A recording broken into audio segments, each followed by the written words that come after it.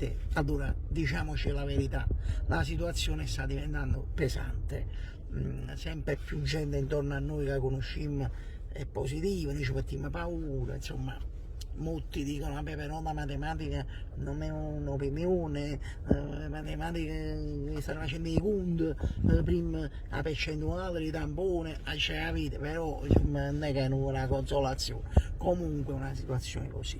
Oggi ho sentito anche il presidente De Luca, di nuovo in forma come ai vecchi tempi, che ha detto che se le cose peggiorano, ci giuro, fa proprio un lockdown di nuovo totale.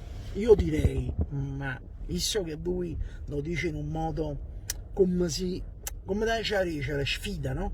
Ma perché non ce la lanciamo noi questa sfida a De Luca e ci facciamo proprio un po' di tempo, cioè noi facciamo in modo che chi non ci può dire proprio niente, cioè tipo però poi dovete mettere la mascherina, se no andremo, problemi? Andremo la mascherina, guardate, tenarici, essa sta solo sì.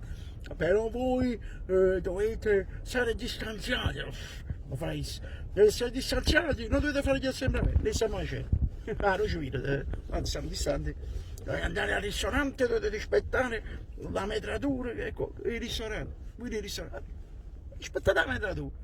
Che chi lo può dire proprio niente, sai come rimane proprio così, come, che è, state facendo tutto quello che da fare, e che te ne dice, quindi lanciamoci la sfida, non permettiamo che lui fa il lockdown, c'è una cosa più nostra, che noi ci muoviamo a fare un lockdown, cioè che noi facciamo le cose prima, non nasciamo senza necessità, tutte le cose, che chi rimane proprio così, ti vorrei che dici in diretta.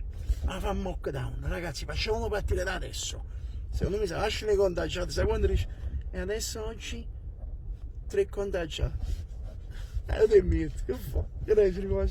Dai, un palliccio.